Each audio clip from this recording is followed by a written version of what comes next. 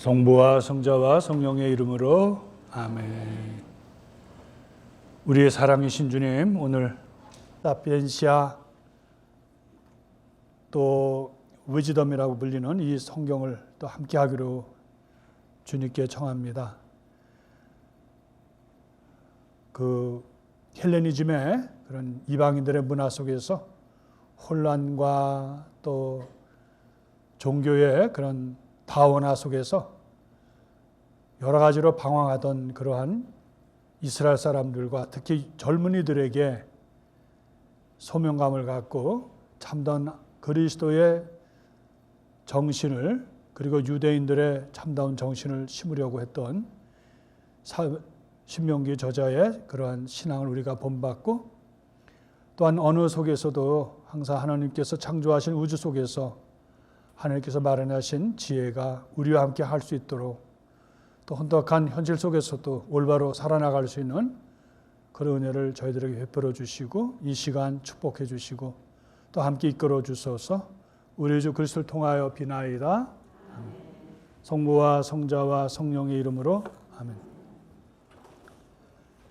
우선 이 지혜서, 우선 우리 성경 정경의 목록에서 빠지죠. 그 얌리아 공예에서 히브리 말이 아니면 성서가 아니다라는 원칙을 세웠기 때문에 이미 이스라엘 사람들도 초세기 3세기부터 2세기 또 1세기까지 특히 알렉산드리아, 이집트의 알렉산더를 중심으로 해서 그 이스라엘 공동체를 형성했던 그들의 안에서 좋은 성서였던 이 성서를 결국은 예루살렘의 유대인들과 또 해외의 교포인 알렉산드리아와 연대가 되질 않아서 결국 그것을 성서로 인정을 하지 않았습니다. 그들이 참 성서로 잘 쓰다가 중간에 마카베오서와 함께 이 지혜서를 성경으로 인정하지 않는 바람에 유대인들 안에서도 좀 혼란을 갖고 있었죠. 왜냐하면 내용이 너무 좋고 또 이막인 속에서 그 종교의 그런 어떤 보존을 위해서, 순수한 이스라엘 종교를 위해서 굉장히 노력했던 저자의 그런 의도와 또 하나님의 말씀의 그런 많은 그런 풍부한 것을 인정하지 않았기 때문에 우리 가톨릭만이 그것을 받아들이고 성경으로, 그래서 옛날에 공동번역했을 때는 제2경전이라고 그렇게 했죠. 그죠? 지금이야 우리는 뭐 제1경전, 2경전이 없고 가톨릭에서는 그냥 성경으로 다 받아들입니다. 또 훌륭한 성경이죠. 그래서 여기서 우리 조금 이따 PPT를 보면서 하겠지만 여러 가지 이름이죠. 원래 소피아 솔로몬 토스라고 해서 솔로몬의 지혜서다, 뭐 그런 칭호를 갖고 있죠. 이미 여러분들 지혜문학에서 우리 알고 있지만 저자가 이런 솔로몬이 아니고 솔로몬의 권위, 솔로몬이 갖고 있었던 그런 그 관례에 따라서 저자도 무명이죠. 지금 어느 저자인지 모릅니다. 그러나 그 저자가 다만 그 타이틀을 그렇게 하고, 그래서 후대 이제 학자들이 그 저자에 대해서 추측을 하죠. 그걸 조금 이따 하기로 하고요. 그래서 아마 이 장소는 이스라엘이 아닐 것이다. 왜냐하면 그 언어를 봐서도 지난번에 코엘렛 하는 그와 마찬가지로 그 문장이 히랍, 그릭의 고이네라고 대중적인 그러한 그 히랍어를 쓰면서 굉장히 문체적으로도 세련된 것을 봐서 아마 히브리 말을 하고 있는 그런 유대인들은 아닐 것이다. 유대계의 히랍 말을 쓰고 있는 제2교포에 의해서 쓰여졌을 것이다, 이렇게 보고 있습니다. 지혜서가 19장으로 되어 있는데요. 다른 것에 비해서 좀, 특히 집회에서 다음에 할 집회서에 비해서는 좀 짧지만, 그러나 여기에서 지혜에 관한 것과 그리고 지혜에 대한 찬미, 그래서 마치 우리 지혜서하고 요한복음, 왜냐하면 시대적으로 이렇게 많이, 아마 기원전 50, 50년? 100년에서 50년? 그러면은 우리 요한복음의 기원 후 100년을 따진다면 한 세기밖에 차이가 안 되는데 둘 다 시랍 철학의 영향을 많이 받았습니다. 시랍의 사고, 시랍이 갖고 있는 문화, 또 시랍이 갖고 있는 그러한 표현 모든 것이 많이 비슷해서 지혜와 홀로고스, 다시 말하면 말씀이라는 그것과 어떻게 연결이 되는가, 물론 학자들이 연구하겠지만 많은 연결이 되어 있는 거예요. 그러나 말씀이 하느님이셨다라는 그 아주 획기적인 그런 선언이죠. 그리고 여기 구약에 있어서는 지혜는 하느님의 숨결이다. 하느님과 동일시하는 그런 것이 있고 하느님의 특성과 연결시켜 놓는, 그래서 많이 연결되어 있지만 그러나 또 거기에도 많은 그 논란이 있어요.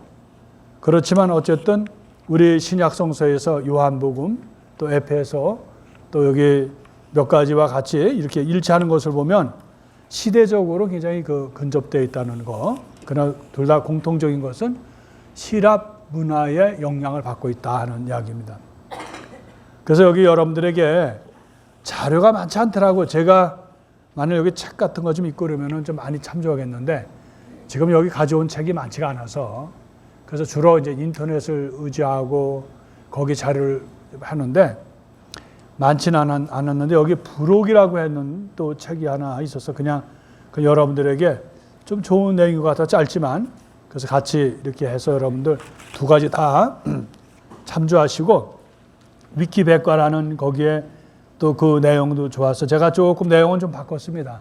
여러분들 이해하시기 좋도록.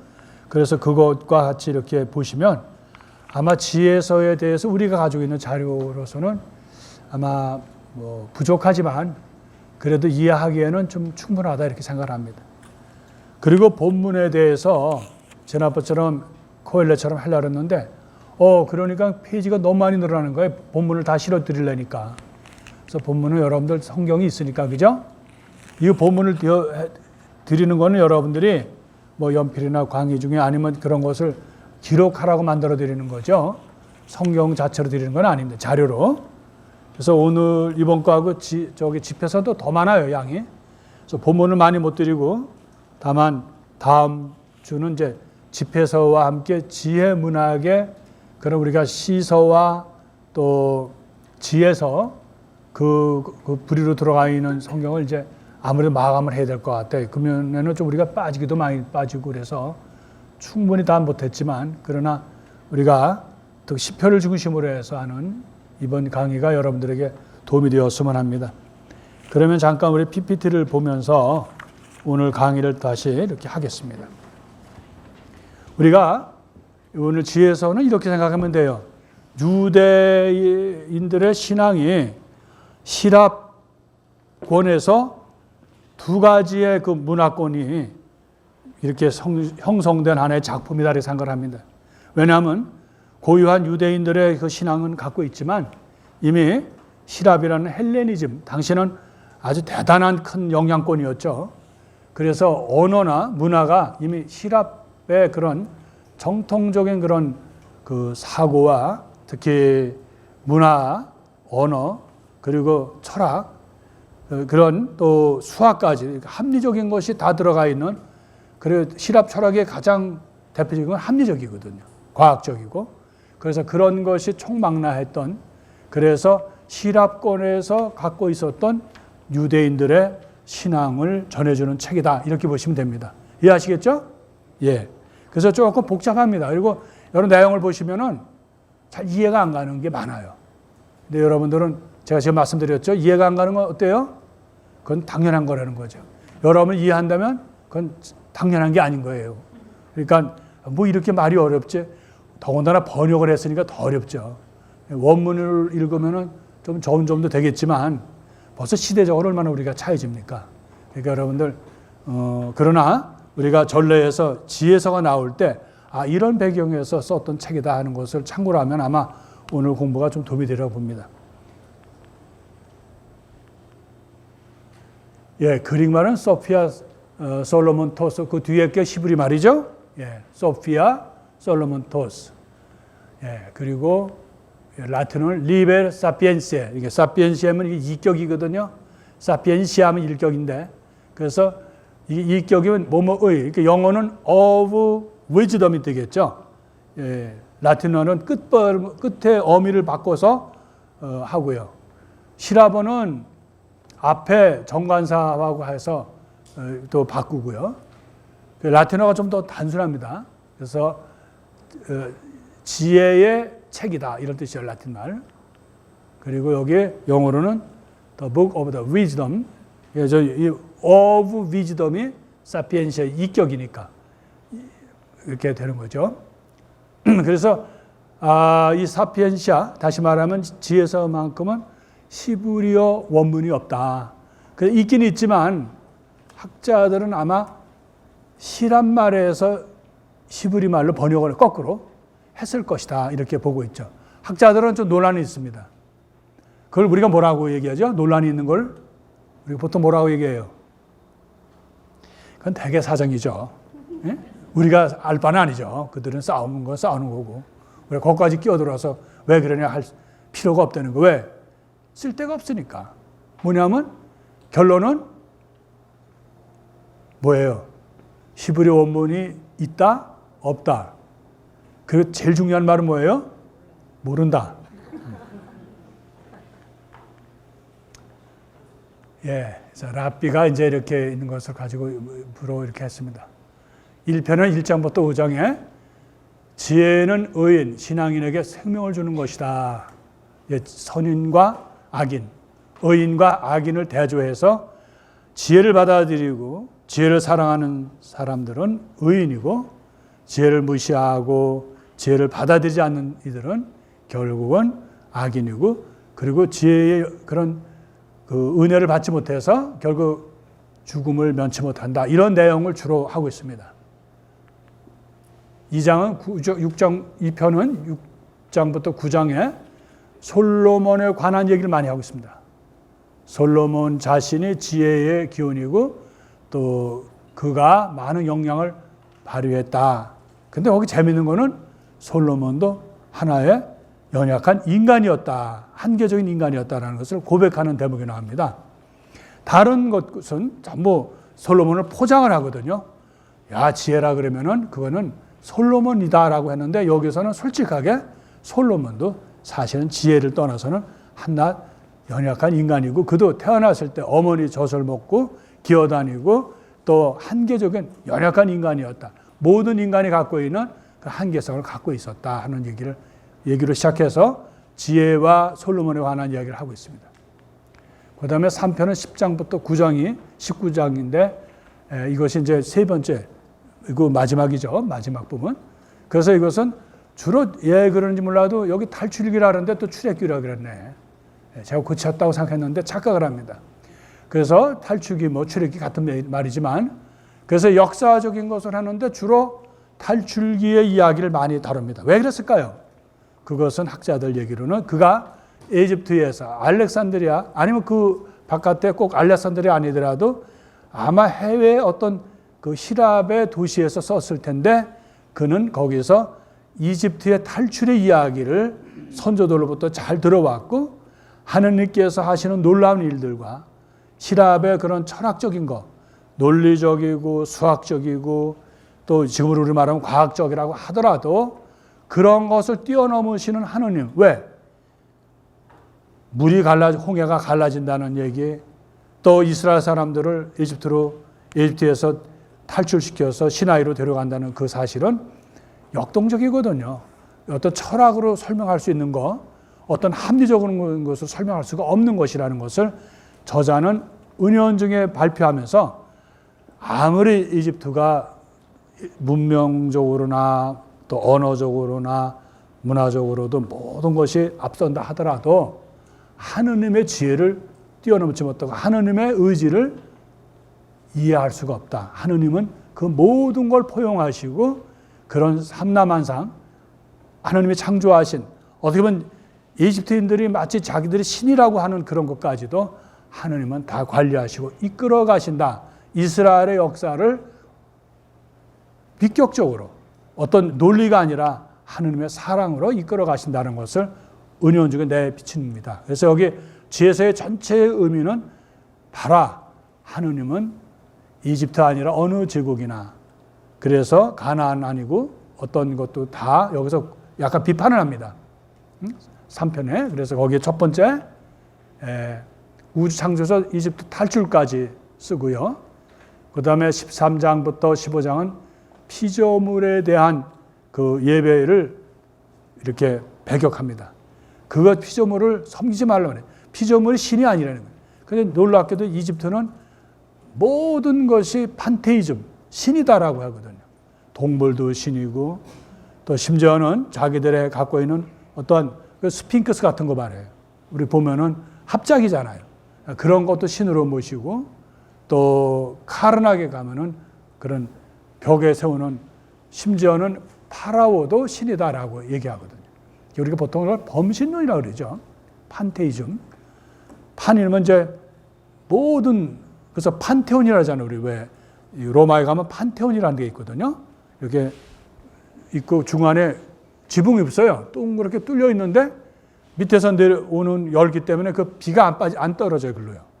근데 그걸 갖다 판테이즘이라는데, 판테온은 뭐냐면 모든 신들의 신전이다 이런 뜻도 되거든요. 판이라는 뜻이.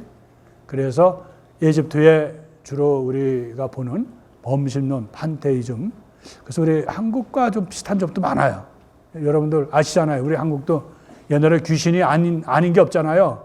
몽당 귀신부터 시작해서 뒷간의 귀신, 또 마당 귀신, 심지어는 어디에 방에 한 귀퉁이의 귀신 해갖고 귀신인데, 지난번에 어딘가 우리 마카오인가 가니까 거기 길목마다 다 신이더라고요. 다 이렇게 뭐 해놓고 촛불 켜놓고 이렇게. 그래 아마 그 인간의 그 마음에는 그러한 그 본능이 있는가 봐요. 절대자에 대한 것이 때로는 귀신이든 아니면 초월자이든 간에.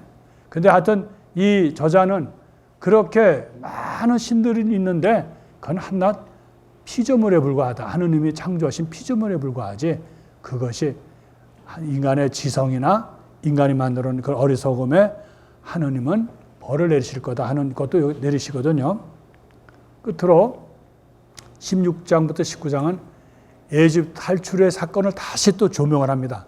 그래서 하느님께서 구원의 계획을 이루신 것을 이야기함으로써 이 전체적으로 그 지혜서가 바로 이방인의 문화에서 또 그것에 정통한 저자가 쓰여졌지만 선조로부터 신앙의 선조로부터 내려왔던 그런 신앙을 굳게 다지고 그것을 잊어가는 젊은이들에게 교육적으로도 그것을 잊혀가는 그들에게 다시 하느님이 모든 걸 이끌어 가신다. 하느님만이 절대적인 그런 우주의 창조자이시고 이스라엘 구원하신 하느님이라는 것을 가르쳐주는 것이 이 지혜서의 주제라는 거 그렇게 다시 한번 새기고요.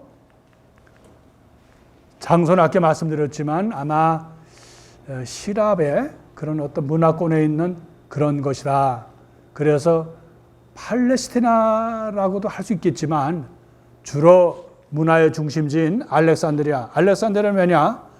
셉투아진타 70인역을 번역했던 장소거든요. 그리고 유대인들이 가장 많이 살았던 그런 도시였기 때문에 알렉산드리아로 꼽을 수 있다. 이렇게 얘기하고 있습니다. 가능성에 대해서. 그래서 70인역 번역을 한 곳이기도 하다는 거 얘기했고, 본문 중에 이집트인들의 묘사, 탈출기의 표현, 이집트의 동물 숭배에 대한 절대적인 반대 사상 등을 보면 시랍의 도시가 집필 장소로 갈 수 있다. 바로 그 현장에서 그들이 그 우상 숭배하는 그런 거, 또 여러 가지 신상들을 보면서 그 저자가 겪었던 하느님의 신앙에 위배되는 그런 것과 갈등을 갖는 표시를, 그런 표현들을 많이 하거든요. 그래서 아마 알렉산드리아 아니면 시랍의 어느 한 도시일 것이다 이렇게 봅니다. 이거 다시 또 이렇게 겹쳤네요. 이 경제에 속하는 책으로 말씀드렸죠. 그래서 이집트 왕 프톨로메오 왕의 심한 박해에서 이스라엘의 신앙을 고취시키고 이스라엘 민족의 정통을 지키도록 격려하고 기원전 100년에서 50년 사이에 이집트의 유대인들이 사용하던 그리스 말, 다시 말하면 코이네라는 그 말로 써졌다는 얘기입니다. 저에 대해서는 전해지는 것은 없고 다만 히라보 원문에는 아까 말씀드린 대로 솔로몬의 지혜서라는 제목이 붙어 있고 7장에서 9장까지 솔로몬이 지은 것처럼 기술되어 있기 때문에 그런 제목을 붙인 것 같은데 그것은 문학의 면의 기교로 아니 관례로 보는 거죠. 그래서 말을 쓰는 무명의 유다인이 썼을 것이라고 추정한다는 얘기입니다. 이 책의 사상이 여러 곳에 인용되고 있다. 교회는 이 책을 하나님의 영광을 받은 책이라고. 그래서 우리 교회는 유대교나 나중에 프로테스탄트에서 인정을 안 하더라도 우리 교회는 이 책을 굉장히 소중하게 생각하고 초대교회에서부터 그래서 지혜서와 로마서, 지혜서 코린토 후서, 또 베드로 전서, 그리고 히브리 요한 일서 이런 데 보면 지혜서를 많이 인용했다는 거예요. 그런 걸 봐서 우리 그리스도 교회는 초대교회에서부터 뭐 그때는 카톨릭밖에 없었으니까 그 교회에는 이미 지혜서를 어떻게 해요? 여기 하느님의 영감을 받은 다시 말하면 정통적인 성경으로 받아들였다는 거예요. 우리 그리스도교는 이해하시겠죠? 예, 대답을 안 해서 좋습니다. 예. 제가 뭐 대답 듣고 뭐 강의하는 게 아니니까. 그래서 박해의 그런 이거 자꾸 이렇게 말이 이렇게 겹치네요. 이게 아마 졸았던 것 같습니다. 죄송합니다. 같은 내용을. 아니면 여러분 또 한 번 더 주지시키려고. 위키백과가 참 많이 좋은 말을 쓰는데 조심하셔야 돼요. 어떤 때는 아마 가끔씩 개신교 신자 계통이 쓰시나 봐요. 그래서 용어나 어떤 그런 학설이 조금 조심스러울 때가 있어요. 그래서 제가 어떤 때는 많이 고쳐놓습니다. 저자는 그러지, 이거 내가 아는 건데 어떤 사람이 이것도 바꿨나 이렇게 하겠지만, 그럼 우리 강의를 해서 할 수 없잖아요. 여기 아까 말씀드린 코이네 그리스어, 그게 무슨 말이냐면 당시의 히라보에서 가장 대중적인 말을 코이네라고 그랬거든요. 그거로 써 있고 또 가톨릭에서는 70인역으로 받아들이고 또 지금은 히브리어로 된 사본은 없을 거라고 보고 있는 것이죠. 아까 말씀드린 겁니다. 19장으로 되어 있고 저자는 알려지지 않았고 헬레니즘의 문화권에서 성장한 학자나 학식이 있는 유대인으로 추정한다. 개신교와 유대교에서는 외경으로 로마 가톨릭 교회와 동방 정통 오르토독스에서는 이것을 구약 성서 제2경전으로 다시 말하면 그냥 비교하지 않을 때는 그냥 성경으로 받아들인다 하는 얘기입니다. 이미 또 여러분들이 다시 재론하고 말씀드리지만 이미 기원전 3세기, 2세기 사이에 알렉산더를 중심으로 있었던 유대인들이 회당에서 썼던 70인역 중에 하나거든요.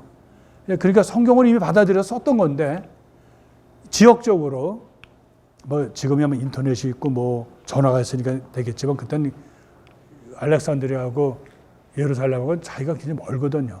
그러니까 그런 데에서 여기서 한편에서는 유대 공동체에서는 성경으로 받아들였고 그리고 얌리아 공예 다시 말하면은 예루살렘에서 지중해 쪽으로 향해서 있는 지금 텔라비브 거기 부근이죠. 거기에 있는 얌리아 또 다른 말로는 아브넬이라는 지역에서 그들이 이제 그 성경의 정통성을 위해서 그것을 규정했다 이렇게 나오는데 제가 지난번에 말씀드렸죠. 왜 히브리 말 아닌 것을 그러니까 시라보 셉투아진타 70인역을 왜 쓰는 것을 왜 막았을까요? 왜 유대인들이 히브리 말만 강조해서 성서라고 그렇게 얘기를 했을까요? 하는 얘기죠. 다시 한번 여러분 거론하면 어느 책에도 안 나오는 얘기입니다만은 유대인들은 초대 우리 그리스도교 신자를 두려워했어요. 왜? 너무 이게 폭발적으로 드러나 버리거든요. 그 괴수인 예수님을 죽이고 제자들을 죽이고 추종자들을 죽이면 과거에 그랬듯이 없어질 거라고 그랬는데 이게 자꾸 죽이면 죽을수록 더 폭발적으로 드러나니까 나중에 유대인들보다 더 많아지는 거예요. 전 세계적으로 드러나니까 소아시아를 중심으로 해서 야 이거 큰일 났다. 그래서 왜 그랬냐면은 유대인들이 그리스도교로 가는 것을 막기 위해서, 자기들의 호교를 위해서 그런 거죠. 유대교를 보호하기 위해서. 그것도 두려웠던 거예요. 왜냐? 초대 우리 그리스도교 신자들은 셉투아진타 70인역을 썼고, 당시에 알렉산더를 중심으로 해외에 있는 유대인들도 셉투아진타를 같이 썼거든요. 성경을. 시라버성을 같이 썼다고. 왜? 말이 공용어가 시라버니까. 그런데 이거 봐라. 그리스도교 신자들이 우리 성경을 쓰고 있네. 같이. 그러니까 나쁘게 말하면 뭐예요? 이거 표현이 좀 좋지 않지만 꼴보기 싫어가지고 저놈들하고 같이 확실한 구분을 지어야 되겠다. 약간 급해서 정한 일들이 좀 많아요. 여기 정경 얘기를 할 때 보면. 그래서 히브리로 말로 된 것으로 규정을 했는데, 나중에 꿈란에서 히브리 원문이 없는 줄 알았는데 꿈란의 것을 보니까 히브리 원문이 있는 게 있는 거예요. 당시에는 발견을 못했는데. 그래서 혼선이 있었다는 거예요. 그리고 얼마나 급했으면 자기들의 독립운동이었던 마카베오서도 성경이 아니라고 얘기를 한 거예요. 자기네 그 유대교에 오늘 여러분들 나오잖아요. 지난번에는 뭐예요? 그 오늘 읽어받을 순교에 대한 이야기잖아요. 오늘 우리 독서 나왔죠? 그런 거는 유대인들에게는 순교의 이야기거든요. 그런 것까지 성경이 아니라고 얘기할 정도면, 얘기가 좀 다른 데로 나갔습니다만은.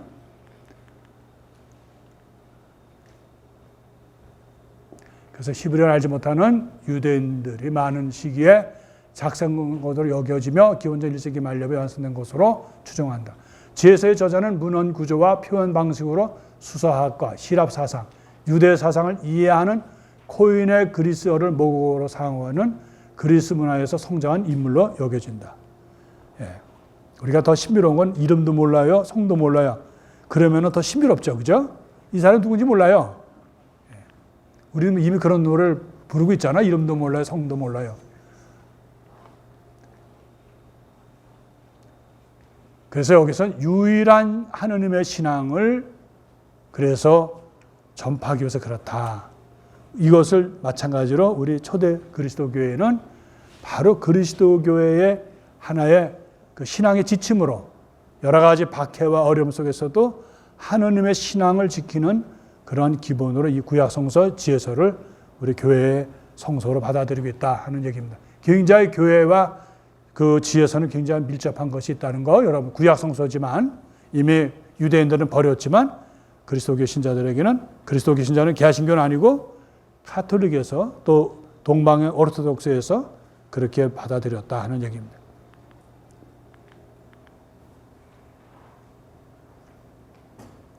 그래서 여기서 아까 말씀드린 대로 헬레니즘 영향권에서 바로 구약의 정통성을 고수한 책이다. 이렇게 보면 맞습니다. 여러분 다 이거 다 드렸어요. 이미 저 자료에. 여기에 그대로 얘기한 겁니다. 이미 기원 후 2세기경에 작성된 당시 그리스도인들의 경정 목록, 그리스도인들의 경전은 무라돌이라는 그 경전에 이미 이 지혜서가 당당하게 성경으로 되어 있다는 얘기입니다.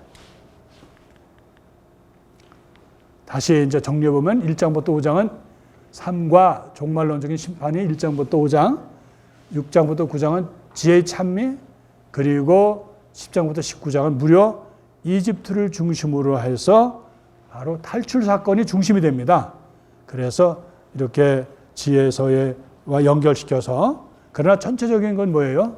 하느님께서는 시랍에서 말하고 있는 사고, 또 그들이 갖고 있는 여러 가지 신관, 다 신이죠.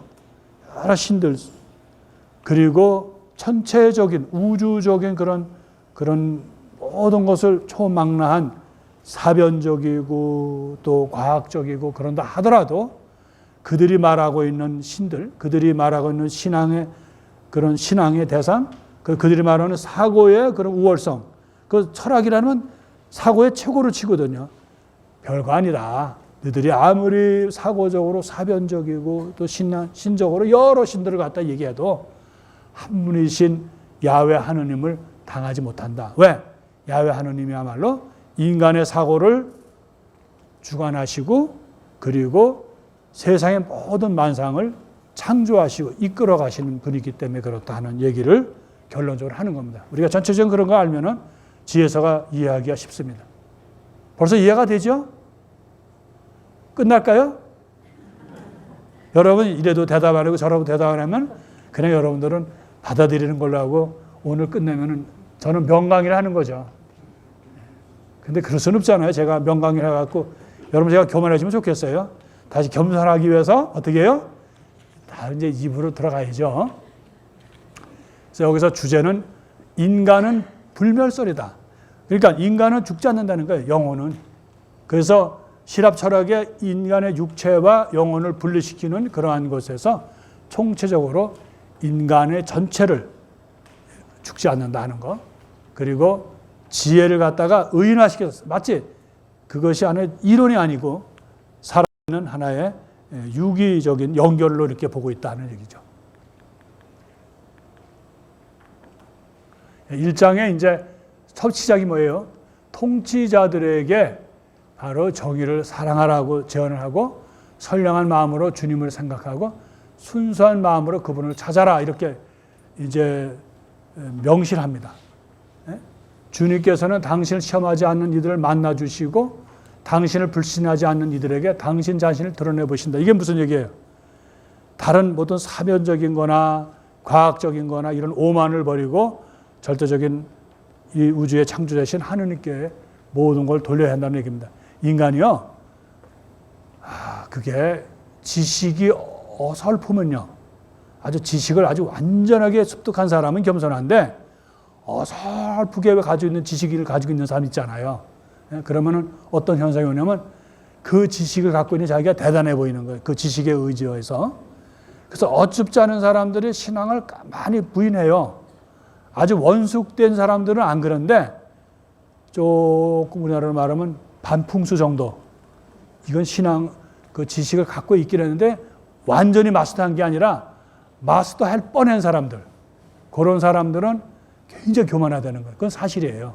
현실적으로도 마찬가지입니다. 뭘 좀 이렇게 가르치는 사람들 특히 그 사람들은 자기가 최고로 알고 그래서 신앙적으로 가장 떠들길 잘하고 안 받아들이는 사람 부류 중에가 어설프게 지식을 갖고 있는 사람들. 바로 그런 사람들에게 얘기하는 거예요. 시랍의 그런 사변적인 것에 현혹되지 말고 또 그런 어떤 우주적인 또 사변적인 것에 현혹되지 말고 바로 이 세상을 창조하시고 이끌어 가시는 하느님께로 돌아오라. 그분을 알아야 된다는 것이 첫 스타트부터 시작합니다. 그래서 그분을 받아들이는 분들에게는 당신을 열어 보이시지만 그걸 받아들이지 않는 사람에게는 그래서 뭐라 그래요? 3절에 삐뚤어진 생각을 하는 사람은 하느님에게서 멀어지고 그분의 권능을 시험하는 자들은 어리석은 자로 드러난다. 지혜는 간악한 영혼 안으로 들지 않고 죄의 얽매긴 육신 안에 머무르지 않는다. 가르침을 주는 거룩한 영은 거짓을 피해가고 미련한 생각을 꺼려 떠나가 버리며 불의가 다가옴을 수치스러워한다. 지혜는 다정한 영, 그러나 하느님 모독하는 자는 그 말에 책임을 지게 한다. 하느님께서 그의 속생각을 아시고 그의 마음을 사차치 들여다보시며 그의 말을 다 듣고 계시기 때문이다. 그래서 모든 것을 주관하시는 하느님에 대한 존재에 대해서 얘기를 하고 있습니다. 시작부터요. 올빼미는 왜 이렇게 했냐면 늘 게 없어서 넣습니다. 2장 5절에 보면은 우리의 한평생은 지나가는 그림자이고 우리의 죽으면 돌아갈 길이 없다. 정녕 한 번 봉인되면 아무도 되돌아오지 못한다. 맞는 얘기 안 맞는 말이에요. 이 저자는 틀렸다는 말이에요. 이 말이. 하느님을 안 받아들이는 사람은 비관적이라는 거예요.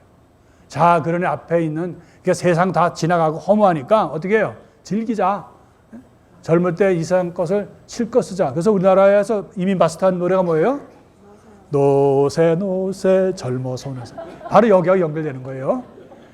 값비싼 포도주와 향료로 한껏 취하고 봄철에 꽃 한 송이도 놓치지 말자.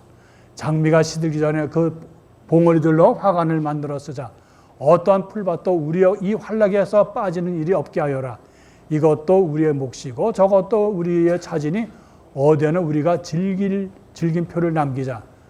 그래서 정의가 뭔 정의냐. 가난한 애들은 깔아뭉기자 그래가지고 가난한 의인을 억누르고 과부라고 보아주지 못하고 백발이라고 해서 그 사람 힘도 없는데 우습게 여겨라 이 뜻입니다. 그러니까 여기 있는 말은 뭐예요? 지혜서가 걱정하는 내용이라는 뜻이에요. 얼핏 보면 맞는 얘기죠. 한평생 지나가는 그림자. 맞죠. 근데 하느님이 없는 사람들은 허무주의로 빠진다는 거예요. 현실의 의미가 현실 위주이죠.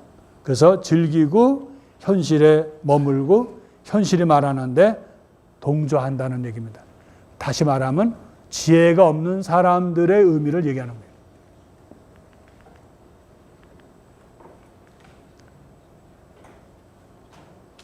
어리석은 사람들은 의인을 우습게 여깁니다. 그래서 신앙을 갖지 않은 사람들은 신앙 가진 사람을 우습게 여깁니다. 왜? 야, 저 사람들은 진짜 바보다. 하느님이 있긴 뭐가 있냐. 그리고 이 세상 지나가면 그뿐인데 뭐라고 저렇게 하느냐라고 하거든요. 그런데 여기에서 이것은 오늘날뿐만 아니라 이미 기원전에서도 이러한 이야기를 한탄하면서 썼던 그 지혜서의 저자는 이렇게 얘기하고 있는 겁니다. 우리에게서 떠나는 것이 파멸로 여겨지지만 그들은 평화를 누리고 있다. 이게 무슨 말이에요? 의인은 얼핏 볼 때 고통받고 또 우습고 어리석어 보이지만 사실은 그 신앙을 갖고 있는 사람들이 평화를 누리고 있다는 얘기입니다. 그리고 의인은 고통을 하느님께서 겪게 해주신다는 거예요. 다시 말하면 여기에 용광로에 속에 금이 이렇게 재련된 것처럼 정금되기 위해서 아주 좋은 금이 나오기 위해서는 뜨거운 용광로에 들어가듯이 신앙인도 때로는 시련과 고통과 또 어느 그런 난관을 겪게 하신다는 얘기입니다. 그래서 여기 있는 이분들은 이건 뭐라고 얘기하느냐.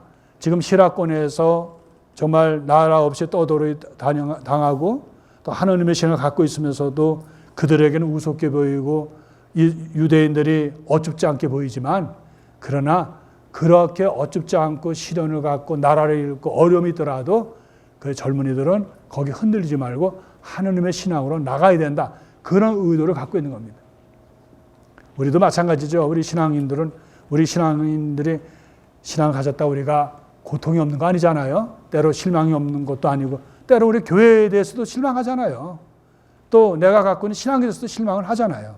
그러나 그것은 바로 우리가 신앙을 갖고 가는 하나의 과정에 꼭 필요한 거죠. 어떤 게 필요해요? 실망이 필요하다는 거예요. 주님을 신뢰하는 이들은 진리를 깨닫고 그분을 믿는 이들은 그분과 함께 사랑 속에 살 것이다.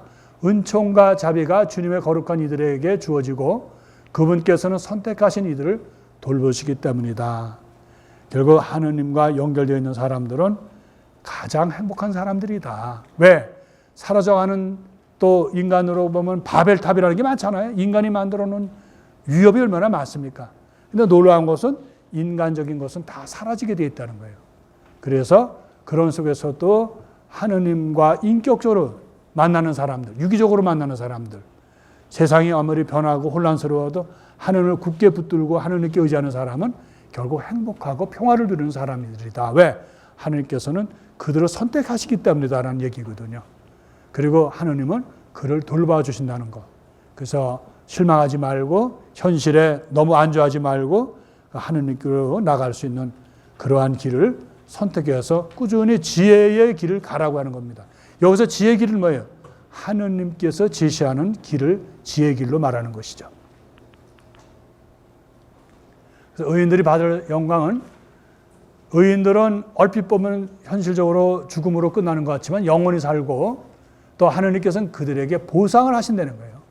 저렇게 높으신 분께서는 멀리 계시고 안 보이시는 것 같지만 그를 발끝에서 또 그가 걸어가는 모든 모서리 길까지도 살피시고 이끌어 주신다는 얘기입니다. 그러므로 그들은 주님의 손에서 영화로운 왕권을 받고 아름다운 머리띠를 받을 것이며 그분께서는 당신의 오른손으로 그를 감싸주시고 당신의 팔로 그들을 지켜주실 것이다. 이스라엘 사람들이 그 척박한 사막에서 또 나라를 잃고 뿔뿔이 헤어진 유랑의 생활에서 살아남을 수 있었던 걸 못 가요. 그것은 결국 하느님의 사랑이거든. 하느님의 사랑은 인간의 공식이나 인간의 논리에서 이해되는 게 아니거든요. 각자 각 개인에게 한 삶을 소중하게 생각하는 사람 하느님께서는 때로는 구질구질하고 때로는 시시하고 평범한 것 같아도 하느님은 그 사람을 사랑해 주셔서 그를 이끌어 주신다는 거예요. 우리 신앙인이 갖고 있는 당혹스러움은 신앙은 너무 평범하다는 거예요. 우리가 신앙생활을 하면서 변화되는 게 없는 것 같이 보인다는 거예요. 하느님이 좀 날 사랑하지 뭐 뚜렷한 뭐가 있고 뭐 뚜렷한 느낌이 있고 뚜렷한 어떤 표징이 있어야 되는데, 그러나 우리가 햇볕이 이렇게 늘 있으면서도 때로는 구름에 가려서 때로는 그 폭풍에 가려서 때로는 이 겨울이란 아주 차가운 날씨에 가려서 없는 것 같지만 태양은 항상 그 대지를 뜨겁게 해주고 보호해주고 이끌어주듯이 하느님은 사실 우리를 비록 이해되지 않는 현실 속에서도 이끌어 주신다는 것. 그게 아마 신앙이 갖고 있는 가장 중요한 기저라고 봅니다. 지혜는 바래지 않고, 그러니까 낙지가 않는다는 거죠. 늘 빛이 나서 그를 사랑하는 이들은 쉽게 알아보고 그를 찾는 이들은 쉽게 발견할 수 있다. 지혜는 자기를 갈망하는 이들에게 미리 다가가갖고 자기를 알아보게 해준다. 지혜를 찾으러 일찍 일어나는 이는 수고할 필요도 없이 자기 집 문간에 앉아서 있는 지혜를 발견하게 된다. 지혜를 깊이 생각하는 것 자체가 완전한 예지다. 지혜를 얻으려고 깨어있는 이는 곧 바로 근심이 없어진다. 무슨 말일까요? 지혜를 사랑하는 사람은 일상생활에서도 멀리 뭐 철학적이나 아니면 멀리 어떤 멋있는 이론에 의해서 지혜가 좌우되는 게 아니라 자기의 바로 생활 속에서 하느님의 손길이 이루어지듯이 지혜도 그렇게 항상 이루어지고 있다는 얘기죠. 그래서 아우구스틴 성인은 뭐라 그러셨어요? 하늘의 작은 모래에서도 세계를 본다는 말씀하셨어요. 모래를 잘 들여다보면 모래가 갖고 있는 특성, 모래가 제일 신비로운 건 뭐예요? 아무리 작은 거라도 세상에 어떤 것도 그 모래와 똑같은 건 없다는 거예요. 그게 가장 신비롭죠. 그죠? 똑같은 나도 없어요. 이 세상에 몇 억 년 지나간 과거나 현재까지도 나와 똑같은 그런 정신을 갖고 있거나 나와 같은 존재는 없다는 거예요. 그러니까 모래 하나에서 세상을 본다, 우주를 본다는 아우구스틴 성인은 달관하신 말씀이죠. 그러니까 우리도 지혜라는 걸 너무 이론적으로나 또 남들이 드러나는 어떤 정립된 것이 아니라 우리가 살아가는 그런 생활 속에서 깨우치고 하느님이 이끌어 주시고 작은 것에서도 행복을 주시고 또 보람을 주시고 또 용기를 주시는 그런 속에 지혜가 있다, 이런 뜻을 여기 얘기하고 있는 겁니다. 여기 마찬가지잖아요. 솔로몬에 대해서 그렇게 다른 데 칭찬했는데 솔로몬도 한낱 인간이었다라고 합니다. 4절에 보면 그도 포대기에 쌓여 보살핌을 받으며 자라났다. 인구는 모두 인생을 똑같이 시작한다. 삶의 시작도 끝도 모든 여기 한 가지다. 이 얘기 뭐예요? 태어날 때 아기로 태어나고 죽을 때 어떻게 죽어요? 아기처럼 죽잖아요. 여러분들은 하나 대답 하나 할 건 있죠? 모르죠? 왜냐하면 안 죽어봤으니까. 그러나 다른 사람 죽었듯이 그걸 보면 나도 그렇게 죽을 것이라 하는 것은 알고 있죠. 그래서 이 세상은 다 연약한 인간이다. 우리 가톨릭에서 그 불교하고 틀린 건 뭐예요?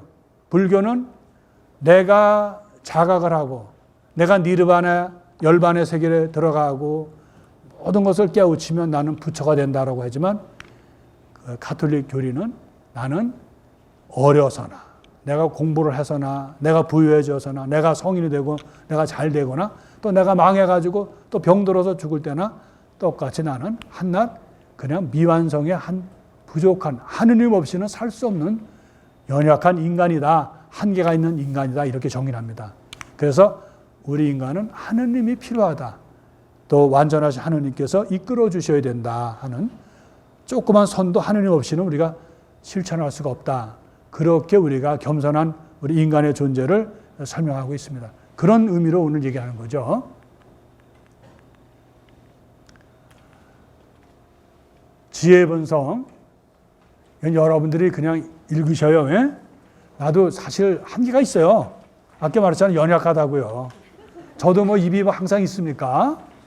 여러분은 한번 읽어보실래요? 24절 같이 읽어보실까요? 지혜는 어떠한 움직임보다 재빠르고 그 순수함으로 모든 것을 통달하고 통찰한다. 우리가 앵콜이라는 게 있잖아요. 그러면 25절 한 번만 더 읽어볼까요? 지혜는 하느님의 권능의 숨결이고 전능하신 분의 영광의 순전한 발산이어서 어떠한 오점도 그 안에 기어들지 못한다. 우리가 유정의 미를 거두기 위해서 어떻게 돼요? 26절까지 한번 해볼까요? 지혜는 영원한 빛의 광채이고 하느님께서 하시는 활동의 티 없는 거울이며 하느님의 선하심의 모상이다. 여러분들 그 이해해요 이거 지금? 읽어도 잘 이해가 안 옵니다. 왜? 이게 바로希腊 철학의 영향을 받아서 그 표현대로 따랐기 때문에 그래요. 그냥 구약 성서의 소박한 그런 이야기나 어떤 사건을 통해서 전해주는 그런 얘기가 아니고 처음부터 끝까지 본성이라는 자체가 그래요. 이게 철학적인 표현이거든요. 그러니까 여러분들이 이 얘기를 나는 지혜에 대해서 통달했다, 알아들었다. 그러면 제가 걱정한다는 거예요. 왜? 이거 이해하기 힘들어요. 지혜에 대해서 많이 정의를 내렸지만 그러나 하나하나 들어보면 저자가希腊 철학에 정통된 그런 사고로서 이 구약의 이런 하느님의 지혜에 대해서 하느님 본성에 대해서 설명해 주고 있다는 거예요. 놀라운 일이죠. 처음에 말씀드렸잖아요. 유대인의 그러한 유일신앙이希臘의 다신, 여러 신들, 또 여러 가지 사변 속에서 다시 정립되어서 그것을 다시 유대교 한 분이신 구원자이시고 또 위격자이신 하느님에게로 돌아온다는 거예요. 그러니까 그들의 표현을 빌린 거지 결국은 표현은 그 내용은 뭐예요? 구약의 신앙이다 이런 뜻이에요. 이해하시겠죠? 네. 대답 안 할 줄 알았지만 나도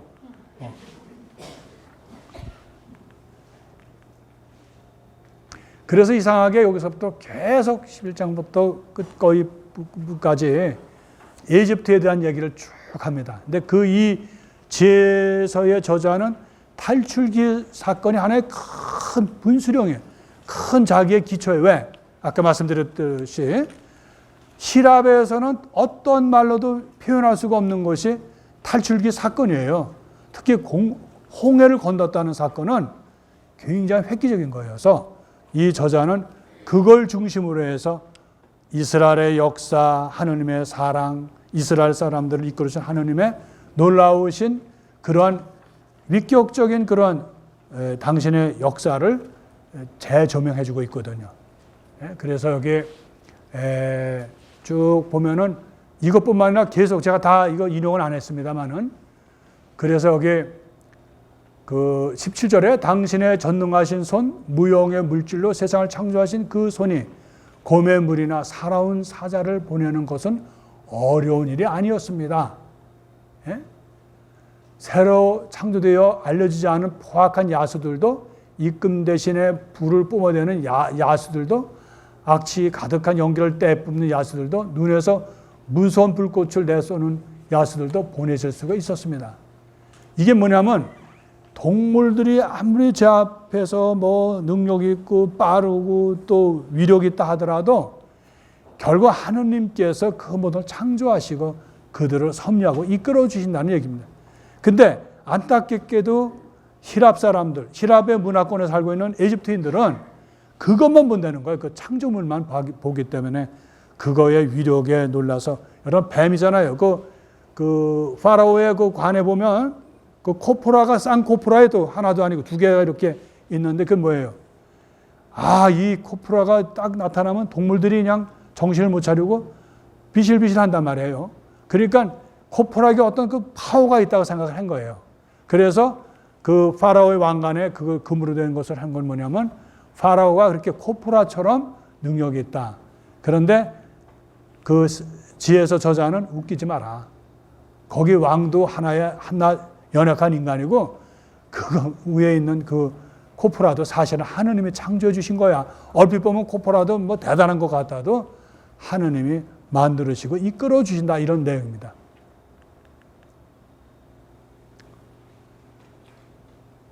11장 24절에 당신께서는 존재하는 모든 것을 사랑하시며 당신께서 만드신 것을 하나도 혐오하지 않으십니다.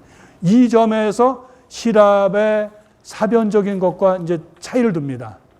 하느님을 어떤 이론적인 하느님이 아니고 시랍의 철학의 사변의 결과가 아니라 하느님은 고유하게 당신의 인격, 그리고 당신의 위격을 또 인간을 사랑하시는 것으로 움직이시는 분이라는 얘기입니다.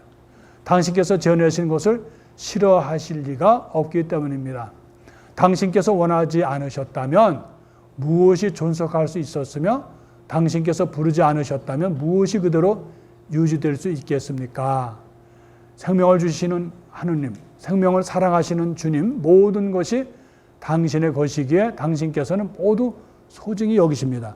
이것이 이제 시랍의 그런 또 헬레니즘의 그런 영향을 받은 것과는 전혀 다른 이스라엘의 고유한 것으로, 왜?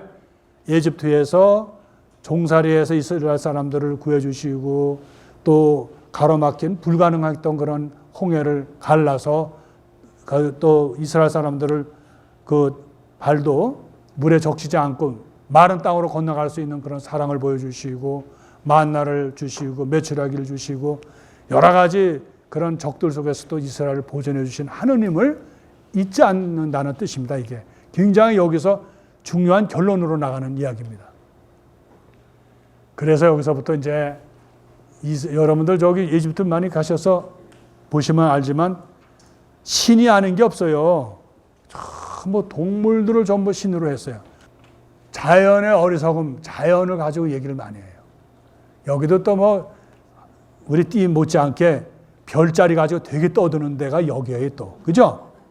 무슨 좌 해갖고. 사람은 어쩔 수가 없나 봐요. 그게 옛날 에집트나 지금이나 오히려 불이나 바람이나 빠른 공기, 별들의 물이나 거친 물, 하늘의 빛 물체들을 세상을 통치하는 신들로 여겼다는 거예요. 그 아름다움을 보는 기쁨에서 그것들을 신으로 생각하였다면 이 3절이 굉장히 중요합니다. 그 주님께서는 얼마나 훌륭하신지 그들은 알아야 한다. 아름다움을 만드신 분께서 그것들을 창조하시기 때문이다. 또 그것들의 힘과 작용에 간단하였다면 바로 그것들을 보고 그것들을 만드신 분께서 얼마나 힘이 세신지 알아야 한다. 피조물의 웅장함과 아름다움으로 미뤄보아 그 창조자께서 얼마나 위대하시고 아름다우시고 또 진실하신가를 알아야 한다는, 이게 아주 그 지혜서의 저자의 아주 결론의 얘기예요. 그러니까 그런데 현혹되지 말라는 거예요. 동물에 현혹되지 말고 아까 말씀드린 대로 피조물, 우주의 그런 것에 현혹되지 마라. 그 속에서 그것을 모두 있게 해주신 아름다우시고 위대하신 하느님을 바라볼 줄 알아야 된다. 이게 이 지혜서의 결론입니다. 이제 끝부분에서 두 민족의 바다에서 겪은 파멸과 구원, 그러나 악인들에게는 무자비한 분노가 끝까지 덮쳤습니다. 저들이 앞으로 어떻게 할지 하느님께서 미리 아셨기 때문입니다. 저들이 당신의 백성에 떠나라고 허락하여 서둘러 내보내고 나서 마음을 바꾸어 그들을 뒤쫓으려는 것을 아셨던 것입니다. 이 저자는 아마 이 이야기가 뭐 근거는 없고 연결되는 게 좀 약하더라도 이집트에서 도망 나온 사람들 탈출기에 연결해서 계속 얘기를 하거든요. 그래서 이스라엘 사람들을 뒤쫓아왔던 이집트 군대, 그러나 하느님께서는 끝까지 이집트들은 따돌리시고 돌려보내시고 또 바다에 빠뜨리시고 이스라엘 사람을 구원하셨다. 그럼 이것은 다른 걸로 더 비유해서 말씀드리면 이 세상을 사는 데에는 지혜를 사랑하는 의인과 이 세상에 그런 가치에 머물고 이 세상에 그냥 그것이 뭔지도 모르고 살아가는 그런 악인과의 구분을 하고 있다, 이런 얘기입니다. 예수님께서 염소와 양을 갈라놓듯이 악인과 선을 갈라놓는다. 이것은 구약의 의미에서 나옵니다. 심판은 바로 악인과 선을 구분하신다. 이 세상에 살면서도 이 세상 안에 나그네의 생활, 이 세상 안에 순례자의 모습이고 이 세상에 잠시 지나가시는 것으로 알면서도 그 속에서도 하느님을 잊지 않고 하느님께로 향하는 사람은 다시 말하면 신앙인이죠. 그런 사람은 구원을 받겠지만 현실적으로 이 세상에 이것이 끝이려니 하고 이 세상의 특징 안에서 이 세상에 좋다는 것 안에서 머물다 보면 그 사람은 구원에서 멀어진다는 두 부류의 이야기를 갈라서 얘기한다는 뜻이죠. 이제 끝으로 이집트 탈출과 자연에 대해서 실제로 육지 동물들, 수중 동물들로 변하고 헤엄치는 동물들이 물로 잘 옮겼습니다. 불은 물 속에서 제 힘을 더 드러내고 물은 불을 끄는데 대본성마저 잊어버렸습니다. 이것은 시랍의 그 물과 불의 그 철학을 섞어서 얘기한 겁니다. 예? 그러나 그 동물들이나 또 자연의 것도 변화될 수가 있다는 얘기를 해준 거거든요. 이건 왜 이렇게 했겠어요? 이게 이집트 잘 가면 이게 하마죠? 아니 저기 악어죠? 물려봐야 알지 악어인지 아닌지는. 이건 잘 무슨 동물인지 잘 모르겠어요. 여우거든요, 이게. 여우, 독수리. 이것은 독수리의 날개를 이제 표상한 거고요. 예.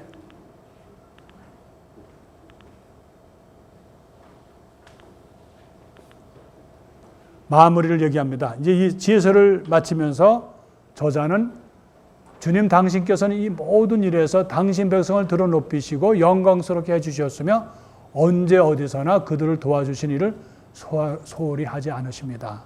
이 얘기 뭐냐면 에집트에서 이스라엘을 구원하시고 가나안 땅으로 보내주신 것처럼 지금 우리가 나라를 잃고 알렉산드리아와 이집트에 흩어져 살지만 이 백성을 잊어버릴 리가 없습니다. 이 백성들도 하느님께서 에집트에서 다시 제2의 탈출기죠. 다시 말하면 과거에 모세를 통해서 에집트에서 그 고센 지방에서 이렇게 데려가셨듯이 지금 우리가 나라를 잃고 있는 현실 속에서 우리를 이끌어 주실 것입니다.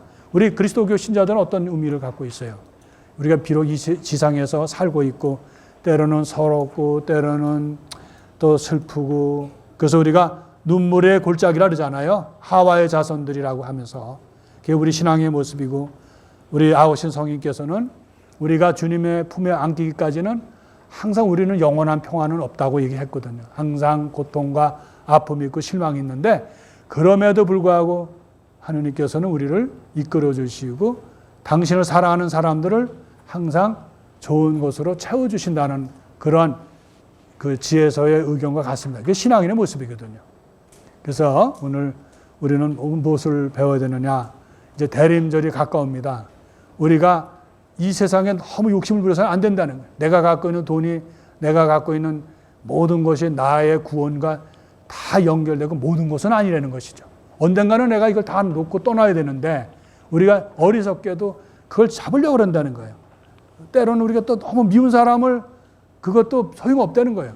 우리가 죽고 나면 무슨 미움이 중요하겠어요. 근데 그래서 용서하고 또 어디에 집착해서 벗어나고 정말 그런 가난한 사람들이 갖고 아무것도 갖고 있지 않은 그러한 깨끗한 영혼, 가난한 영혼, 자비로운 영혼에서 주시는 평화를 우리가 누려야 된다 하는 거.